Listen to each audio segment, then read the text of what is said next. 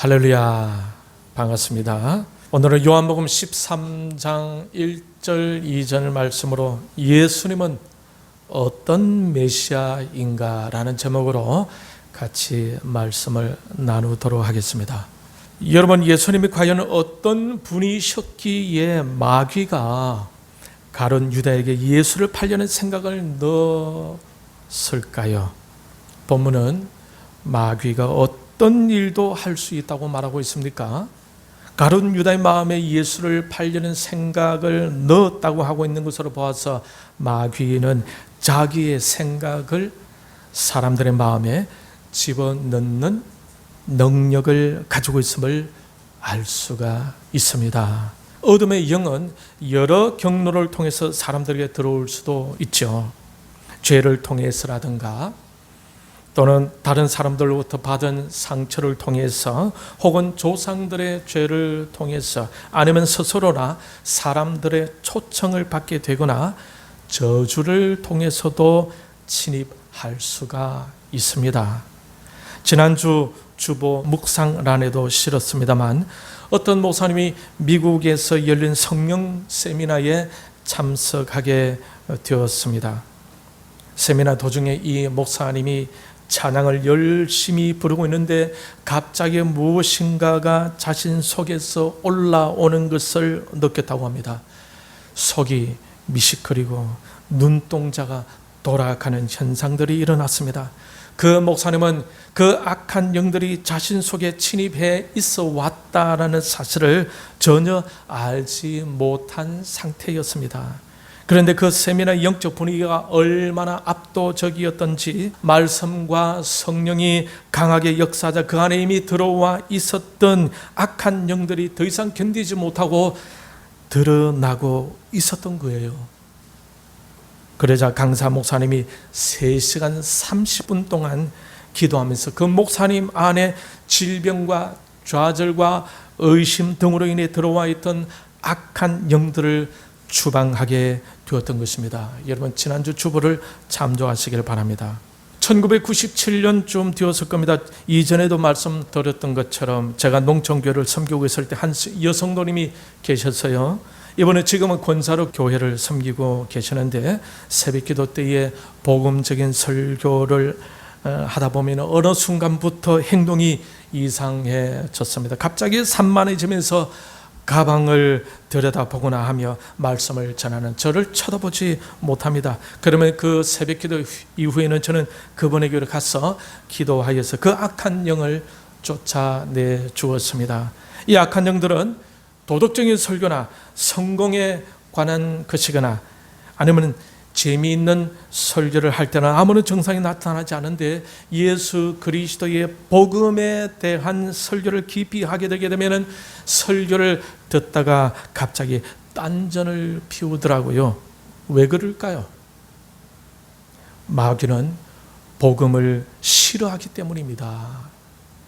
오늘 본문의 마귀가 가룟 유다에게 예수를 팔려는 생각을 집어넣었다고 하고 있죠. 왜 그랬을까요? 예수가 싫었어가 아니겠습니까?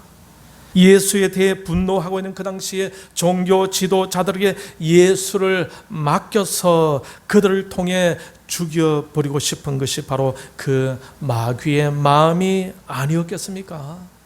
얼마나 예수가 싫었으면 예수님을 팔아버리려는 생각을 집어넣으려고 했겠습니까? 사실 마귀는 헤롯을 통해서 예수님이 어린 아기였을 때에도 죽이려고 했었지 않습니까? 또 예수님이 광야에서 금식하실 때에 마귀가 예수님을 시험하여 스스로 실족하게 하고자 했습니다. 또 예수님께서 제자들에게 십자가에서의 죽음에 대해서 언급하실 때에 수제자 베드로를 통해 그 일을 막으려고 하지 않았습니까? 그때 예수님께서 사탄을 지적하면서 내 뒤로 물러가라고 꾸짖었고 베드로를 통해 방해하려던 사탄의 그 일은 실패하고 맙니다. 그런데 마귀가 보니까 예수님의 제자들을 훈련시키면서 하나님의 나라를 점점 확장시켜 가고 있는 것이 아닙니까? 그것을 보면서 예수님에 대한 미움은 극에 달하고 있었던 겁니다. 그래서 예수님을 팔려는 생각을 가룟 유다에게 집어넣었던 거예요. 여러분, 자신을 거룩하게 잘 지키지 않으면 마귀는 여러분의 생각을 통해 예수님을 반대하게 하고 예수님의 일을 방해하게 하고자 한다는 사실을 여러분 잊어서는 안 됩니다. 자신을 영적으로 무장하지 않으면 마귀의 밥이 되고 귀신의 밥이 됩니다. 마귀와 귀신에게 끌려 다녀서는 안 되겠죠. 마귀와 귀신은 대적해야 할 존재인 것입니다. 마귀의 게임에 빠져 마치 예수님을 생각해 주는 척하던 베드로는 예수님으로부터 오히려 꾸중을 듣고 말았지 않습니까? 왜 마귀가 예수님을 팔려는 생각을 집어넣었을까요? 왜 예수를 그 당시 종교 지도자들에게 팔아버리려고 했을까요? 과연 마귀가 예수님에 대해서 그토록 참지 못했던 것은 무엇이었을까요? 왜 죽이려고 했을까요? 그 핵심은 무엇입니까? 예수님께서 자신이 그리스도이시고 하나님 아들이라고 하셨기 때문입니다. 요한복음 10장 33절. 그래서 마귀는 그 당시 지도자들을 동원하여 예수를 죽여버리려고 했던 것입니다. 그래야 마귀가 자신의 일을 편히 할 수가 있기 때문입니다. 이것을 보면 그 당시에 마귀와 종교 지도자들의 생각이 같았다는 사실을 알 수가 있죠. 그 당시 종교 지도자들이었던 바리새인들은 하나님을 잘 믿는 듯 했으나 예수님으로부터 아주 혹독한 꾸지람을 들었어요. 마태복음 23장 33절 우리 같이 읽겠습니다. 시작. 뱀들아 독사의 새끼들아 너희가 어떻게 지옥의 판결을 피하겠느냐. 이것은 무엇을 의미합니까? 종교 지도자들의 믿음에 문제가 있다는 것이 아니겠습니까?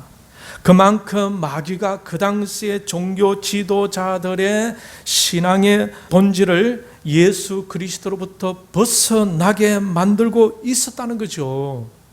하나님께서 보실 때에 인본주의적인 요소로 인해 구역질이 날 정도로 하나님 중심이 아니라 사람 중심으로 마치 하나님의 진노를 받았었던 바벨탑을 쌓던 사람들의 그 사람 중심의 냄새가 진동하도록 마귀가 그렇게 만들어 놓고 있었다는 것입니다. 하나님의 참된 진리와는 전혀 다른 모습으로 열심히 마귀가 만들어 놓고 있었는데 하나님의 아들이 되신 예수님이 오셔서 그것들을 꾸짖고 바로 세워 가르고 제자들을 양육하고 또 많은 사람들이 그 예수님을 추종하게 되니까 마귀는 얼른 그 예수를 죽여버려야겠다고 생각한 것입니다. 그러니 예수님이 그리스도로서 메시아로서 하나님의 아들로서의 사역을 열심히 하게 되면은 마귀는 발광을 하게 되는 것입니다. 참된 복음을 전하거나 참된 진리를 전하면은 마귀는 더 날뛰게 되는 것입니다. 사도행전에는 제자들의 목숨을 걸고 복음을 전하는 내용이 나오죠. 성령의 강한 역사하심으로 인간적인 냄새는 최대한 걸러진 정말 영혼을 향한 구원의 메시지, 인간적인 것은 최대한 배제된 영혼 구원에 관한 진솔한 이야기가 전개되고 있습니다. 그때 사도행전 4장 1절에서 3절을 보게 되면은 사도들이 사람들에게 복음을 전하는데 목숨을 걸고 외치고 있었습니다. 이때의 제사장들과 성전 맡은 자들과 사도견들이 와서 사도들의 그 가르치고 전하는 것을 싫어하여서 어떻게 했습니까? 그 복음을 전하는 사도들을 다 잡아 가두어 버립니다. 사도행전 7장 54절을 보게 되면은 스데반은 아브라함 때부터 모세, 다윗, 솔로몬을 언급하면서 그 후손으로 나실 메시아를 유대인들이 너희들이 기다리고 있었지 않았느냐. 그런데 그런 너희가 바로 그 오신 메시아를 죽였다라고 설교를 해요. 이때 그 설교를 듣고 있던 사람들이 54절 같이 읽겠습니다. 시작. 그들이 이 말을 듣고 마음에 질려 그를 향하여 이를 갈근을. 듣고 보니까 스데반이 전하는 그 말씀이 옳다고 느껴졌는지 마음이 찔리기 시작했습니다. 그런데 그때 회개하지 아니하고 그들은 스데반에 대해서 이를 갈게 되었다라고 하고 있습니다. 이때 이를 갈았다는 것은 누구의 마음과 같았다는 것입니까? 마귀의 마음과 같았다는 거죠. 마귀는 하나님의 아들이신 예수님을 그토록 싫어했는데 스데반의 예수님에 대한 설교를 듣고 있던 그 종교 지도자들이 회개를 하는 것이 아니라 이를 갈고 있었다라는 거예요. 그럼 여러분 무엇을 알 수가 있습니까? 하나님을 알고 하나님을 믿고 있었던 유대인들이었지만 실제로는 그들은 마귀에게 지배당하고 있었다는 것이 아닙니까? 유대인들은 자신들의 마귀에게 지배당하고 있었다는 것을 감추고 싶었겠죠. 깨닫게 되는 것은 성령의 역사가 아닙니까? 그들은 깨닫고 마음에 찔렸습니다. 성령께서 깨닫게 해 주신 거예요. 그런데 그들은 깨닫고도 이를 갈고 있었다는 것입니다. 이것은 인간의 자존심이자 마귀의 장난인 거죠. 깨닫는 그 순간에도 마귀는 장난치고 있었던 거예요. 오히려 그들의 마음을 나쁜 쪽으로 격분시켜 버립니다. 그래서 그들은 예수님을 죽여버렸던 것처럼 예수님의 복음을 전하는 그 스데반도 살려둘 수가 없었던 거죠. 그래서 그들은 스데반도 돌로 쳐 죽인 것입니다. 데살로니가전서 2장 15절은 이렇게 말씀하고 있어요. 같이 읽겠습니다. 시작. 유대인은 주 예수와 선지자들을 죽이고 우리를 쫓아내고 하나님을 기쁘시게 하지 아니하고 모든 사람에게 대적이 되어 그러므로 나 바울은 한 번, 두 번 너희에게 가고자 하였으나 사탄이 우리를 막았도다. 예수님이 십자가 죽으신 이후로 제자들도 그렇게 순교당해 죽어갔습니다. 여러분, 마귀는 이토록 잔인한 존재예요. 잊어서는 안 됩니다. 스데반을 둘러싼 사람들은 스데반을 돌로 쳐 죽여야 하는 것이 아니라 그들이 회개하였다면 얼마나 좋았겠습니까? 오늘날도 진정한 복음을 전하게 되면 마귀는 가만히 있지 못합니다. 반드시 역사해요. 오늘 이 시간은 저는 도덕적이고 윤리적인 그리고 성공을 위해서 어떻게 해야 하는지 이런 설교를 하지 않고 있습니다. 온전한 예수님에 대해서 아주 복음적인 설교를 하고 있는 겁니다. 저희의 경험적으로 보아도 이때 마귀가 역사를 하더라고요. 그러나 저는 두렵지 않습니다. 왜냐하면 스데반을 둘러싼 돌을 든 사람들과는 다르게 복음의 설교에 아멘하며 같이 힘을 합해주고 격려해주고 기도하며 함께 복음의 일에 힘쓰는 여러분들이 있기 때문입니다. 그러니 제가 얼마나 든든하겠습니까? 자, 그러면은 슬슬 예수님에 대해서 같이 한번 생각 한번 해볼까요? 복음 설교를 들을 때 귀신이 역사한다는 것 때문에 여러분 절대로 두려워하지 마십시오. 주님이 함께 하십니다. 할렐루야. 그나마 귀신을 쫓아낼 때에 또 쓰임을 받았던 경험이 있는 저도 있으니까 문제가 생기면은 언제든지 도와드릴 수가 있습니다. 그래도 부산에서, 거제도에서, 울산에서도 귀신 문제로 저 양평에서도 제에게 와서 도움을 받았던 사람들도 있지 않습니까? 제가 능력이 있어서가 아니라 제 안에 계시는 주님의 능력을 신뢰하기 때문에 아무런 문제를 느끼지 않습니다. 자, 그러면 예수님은 어떤 메시아일까요? 여러분, 메시아는 어떤 뜻을 가졌다고 했습니까?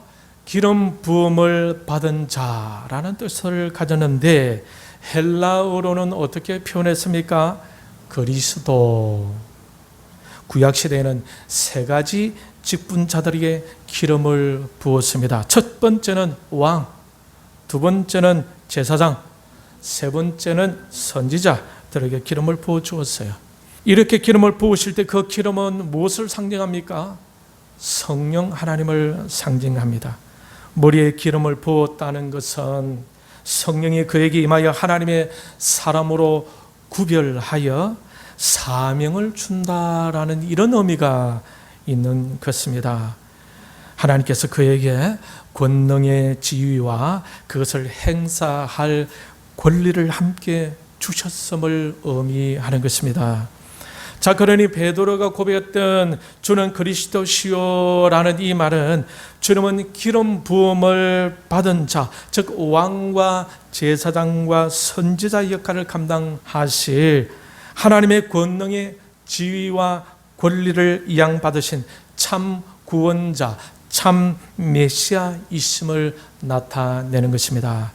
자, 그러면 기름 부으신 예수님은 어떤 역할을 하셨는지 하나씩 살펴보도록 하겠습니다. 첫 번째, 같이 따라하겠습니다. 주님은 왕으로서 역할을 하셨습니다. 요한일서 3장 8절 우리 같이 읽겠습니다. 시작.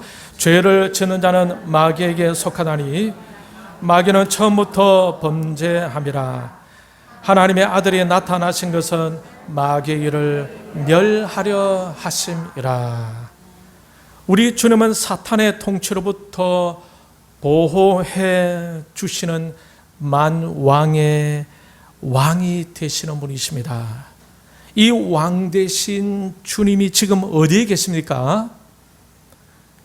저와 여러분의 안에 계시죠. 여러분의 왕으로도 계시는 것입니다. 그러므로 이 왕 되신 주님께 순종할 수 있어야겠죠. 이 왕 되신 주님께 여러분의 생각을 내려놓아야 합니다.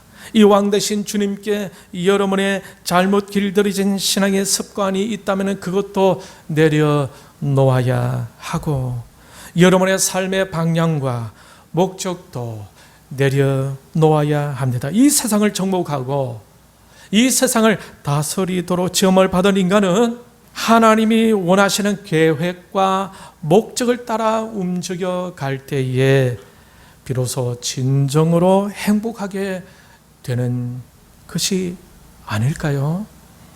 그런데 유대인들은 그것이 싫었어요. 예수라는 자가 외치고 부르짖는 말을 자세히 들어보니까 다 그들의 마음이 찔렸지 않습니까? 그래서 감정적으로 더욱 그를 왕으로 삼을 수가 없었던 겁니다. 예수님이 외친 말씀은 예수님 스스로가 한 말이 아니지를 않습니까? 요한복음 3장 32절은 예수님의 말씀에 대해서 이렇게 말하고 있어요. 같이 읽겠습니다. 시작. 그가 친히 보고 들은 것을 증언하되. 하나님의 작정과 계획과 목적을 직접 보고 들은 것을 예수님께서 말씀하고 계시는 겁니다. 그런데 그 당시 종교 지도자들은 도저히 그 예수 그리스도를 메시아로 받아들일 수가 없었어요. 왜냐하면 하는 말씀마다 다 자신들의 마음이 찔리니까. 그래서 그들은 예수님을 코너로 몰아 죽여버렸습니다. 메시아를 통해 로마 압제에서 벗어나고 싶었지만은 오히려 그 메시아를 거부해 버리고 말았던 것입니다. 이것은 무엇을 의미할까요? 그들은 그만큼 예수님의 마음으로부터 멀어져 있다라는 것입니다. 그만큼 예수님의 진리로부터 떠나 있다라는 거예요. 그만큼 예수님의 복음으로부터 떨어져 있다라는 겁니다. 그래서 그들의 마음에 찔리고 화가 나서 홧김에 예수님을 죽여버린 거예요. 예수님만 죽인 것이 아니라 예수님을 증거하는 사도들도 죽였습니다. 오늘날에도 마귀는 여러분들이 순수한 복음을 전하고 그 복음대로 살려고 하면 가만두지 않겠죠. 그런데 여러분 두려워할 필요가 전혀 없습니다. 주님께서 이미 그 마귀의 모든 계략들을 다 처리했기 때문입니다. 그럼 이 예수 그리스도는 믿음을 갖게 되어질 때에 우리는 승리할 수 있는 거예요. 요한일서 3장 8절은 마귀의 일을 멸하러 오신 분이 누구라고 했습니까? 하나님의 아들이시고 영원한 메시아이신 예수 그리스도 그분이라고 말씀하고 있습니다. 이 예수님에 대해서 바른 믿음을 가지고 있게 되게 되면은 마귀도 귀신도 공격하러 왔다가 떠날 수밖에 없어요. 그런데 잘못된 신앙에 근거해 있으면은 마귀도 귀신도 침입하게 된다는 것을 기억하고 바른 복음적인 믿음을 가지고 마귀를 대적하고 물리칠 수 있어야 할 것입니다. 그러므로 예수 그리스도를 여러분의 왕으로 잘 모시길 바랍니다. 할렐루야. 왕 되신 주님을 잘 모시고 있다면 그 주님께서 여러분을 이끄시고 보호해 주실 줄 믿습니다. 여러분 신자라면은 이러한 것을 경험해야 하지 않겠습니까? 하나님이 보호해 주심을 경험할 수 있어야 하지 않겠습니까? 늘 성령께서 여러분 자신을 지배해 달라고 기도해야 합니다. 그렇지 않으면 마귀가 언제 내 안으로 침입하는지 몰라요. 그러므로 항상 자신을 겸비하여 말씀과 성령으로 충만할 수 있도록 무장해야 할 것입니다. 그리하여 왕 되신 주님을 기쁨으로 모시고 주님의 그 보호하심을 경험할 수 있기를 축원합니다. 두 번째 같이 따라합니다. 주님은 제사장의 역할을 하셨습니다. 로마서 5장 8절 말씀 보면은 같이 읽도록 하겠습니다. 시작. 우리가 아직 죄인 되었을 때에 그리스도께서 우리를 위하여 죽으심으로 하나님께서 우리에 대한 자기의 사랑을 확정하셨느니라. 여러분 이 말씀은 특별히 저에게 너무나 중요했던 말씀이었습니다. 우리가 하나님으로부터 부름을 받게 될 때에 우리가 어떤 상태였다고 말씀하고 있습니까? 우리가 상당히 대단할 때였다고 하고 있습니까? 아니죠. 우리가 상당히 거룩할 때였다고 말씀하고 있습니까? 아니죠. 우리가 상당히 괜찮을 때 하나님이 우리를 부르셨다고 하고 있습니까? 아닙니다. 하나님은 우리가 아직 죄인이었을 때에 불러주셨다고 하고 있는 거예요. 죄인이었다는 것은 무엇을 의미합니까? 의인이 아니다라는 것이 아닙니까? 죄인이었기 때문에 죄의 심판을 받을 수밖에 없고 그 심판으로 죽었어야 했었고 그 죽음은 영원한 죽음으로 향해지는 지옥이며 그것을 향해 가고 있던 자들을 불러주셨다라는 겁니다. 그러니 하나님 앞에서 근본적으로 자랑할 것이 있겠습니까? 스스로 자부할 수가 있겠습니까? 여러분, 옆 사람을 한번 쳐다보세요. 평소에 자랑 잘하고 어서대기를 잘하는 사람이 아니지요. 예, 우리 교회는 그런 사람이 없는 것이 얼마나 다행스럽고 감사한 줄 몰라요. 남들을 자신보다 더 낫다라고 생각하는 성도님들이 곁에 있다라는 것이 얼마나 복인 줄 모릅니다. 이런 사람들이 예수님을 진짜 깊이 만났다라는 증거가 아니겠습니까? 우리 교회는 적어도 이런 교회일 줄 믿습니다. 할렐루야. 여러분, 우리 자신과 바울을 비교해 보게 되면 누가 더 나은 사람인 것 같습니까?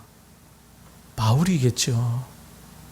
그런데 바울이 예수님을 만나기 전에는 자신도 꽤 괜찮은 사람이라고 생각하고 굉장한 우울감 속에 빠져 있던 사람이었어요. 그런데 그가 예수님을 만나고 나니까 달라졌어요. 그가 어떻게 고백하게 되었습니까? 죄인 중에 괴수. 따라합시다. 죄인 중에 괴수.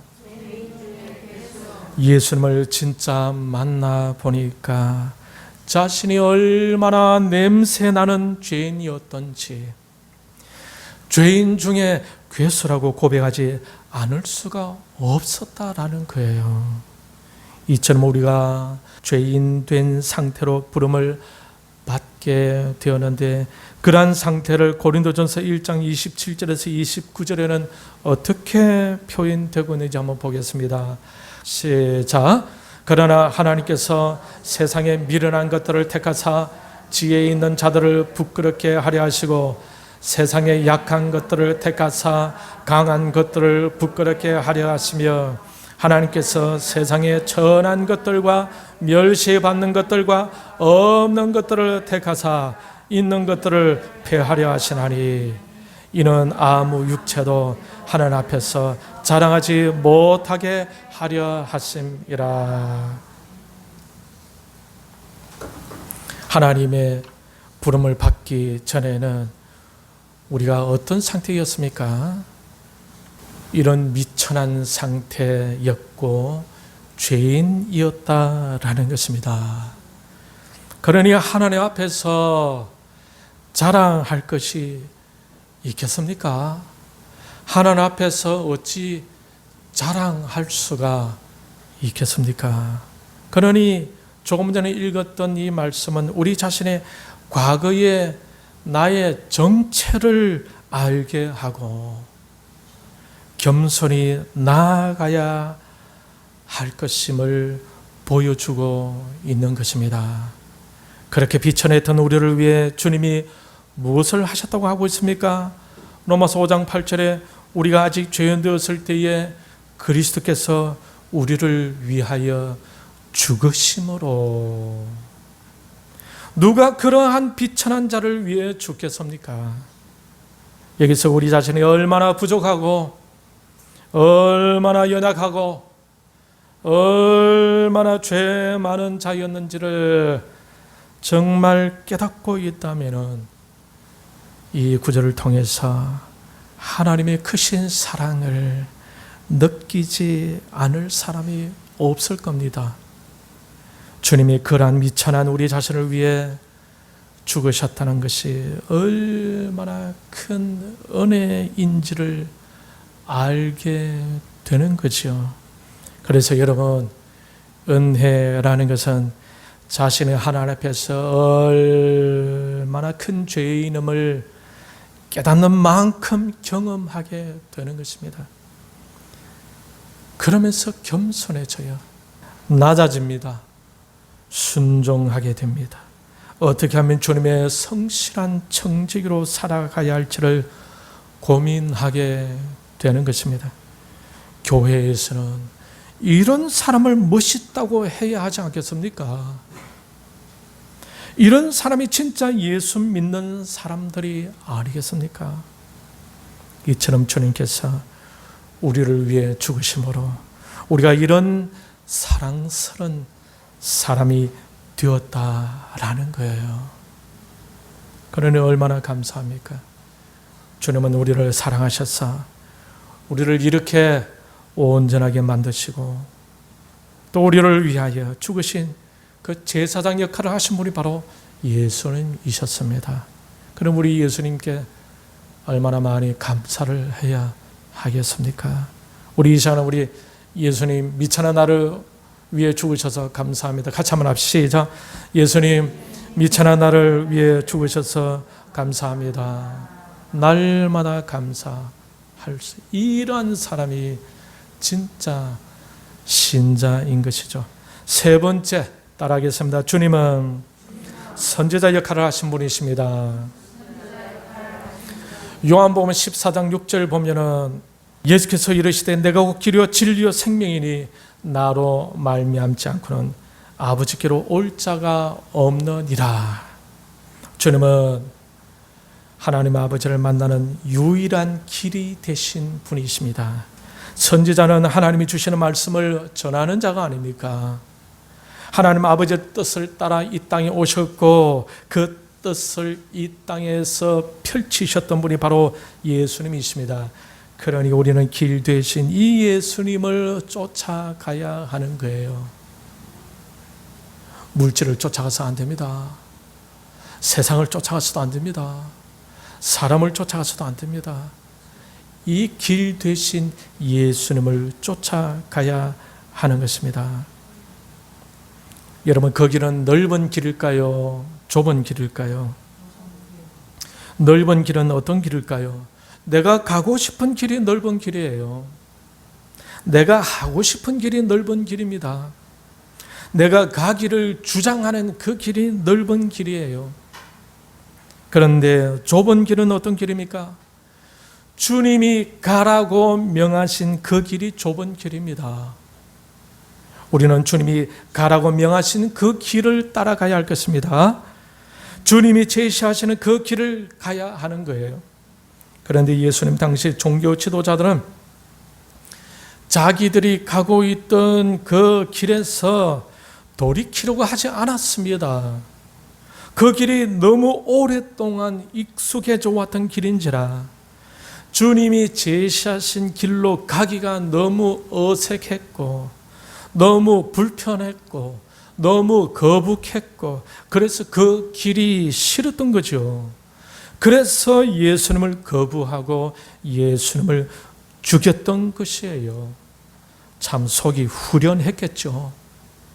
그런데 나중에 스데반이 그 예수님을 증거하니까 그 예수님에 대한 복음을 증거하니까 그 증거를 들은 그들의 마음이 찔렸지 않습니까? 그래서 그 스데반도 돌로 쳐서 죽여버렸어요. 여러분, 그 배후에서 누가 조정했을까요? 마귀죠. 그 배후에 조정했던 존재는 바로 마귀였어요.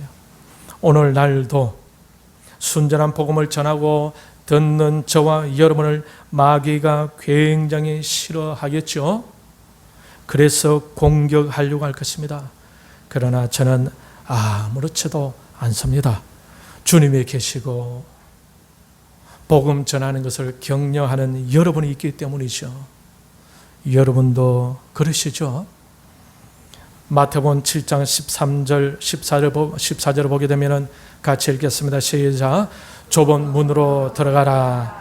멸망으로 인도하는 문은 크고 그 길이 넓어 그리로 들어가는 자가 많고 생명으로 인도하는 문은 좁고 길이 협착하여 찾는 자가 적음이라. 여러분, 넓은 길로 가면 좋을 것 같지만 그 길에는 귀신들이 우글우글 거린다는 것을 명심해야 합니다. 그러나 좁은 길로 가게 되면은 길이 좁아 조금 불편할 수도 있겠지만 그곳에는 성령이 충만하고 기쁨이 충만하고 승리하게 되는 길입니다. 그러니 모두가 좁은 문, 좁은 길이 되신 예수님을 쫓아가서 성공적인 신앙의 삶을 살아갈 수 있기를 주님의 이름으로 축원합니다. 말씀을 맺겠습니다. 예수님은 어떤 메시아이십니까? 사탄의 통치로부터 보호해 주시는 만왕의 왕이 되시는 분이십니다. 우리들의 모든 죄를 해결해 주시는 참 제사장이 되시는 분이십니다. 하나님 아버지를 만나는 유일한 길을 제시하시는 선지자가 되시는 분이십니다. 그러므로 이 왕 되시고 제사장이 되시고 선지자가 되시는 예수님을 잘 배우고 잘 모시고 잘 쫓아가는 가운데에 영적으로 승리하는 여러분이 다 되시기를 바랍니다. 주님이 이 땅에 오신 궁극적인 목적은 무엇입니까? 영혼들을 부르시고 그 영혼들을 위로하고 그 영혼들을 세워가는 것이 아니겠습니까? 예수 그리스도를 잘 모시고 나로 인해 다른 영혼들이 새 힘을 얻고 또 다른 영혼들을 전도하고 섬기게 되는 일들이 바로 저와 여러분으로부터 시작되기를 바랍니다. 잊지 말아야 할 것은 마귀는 그것을 싫어한다는 것입니다. 그러므로 마귀를 대적하면서 왕 되시고 제사장이 되시고 선지자가 되시는 주님을 마음 중심에 정확하게 잘 모시고 주님이 간절히 원하시는 영혼을 사랑하고 영혼을 양육하고 영혼을 파송해 나가는 일에 열심을 내는 여러분들이 다 되셔서 주님 마음에 합조하여 하나님의 은혜와 복을 누려받아 성공적인 신앙의 삶, 하나님을 증거하는 증인들이 다 되시기를 주님의 이름으로 축원합니다.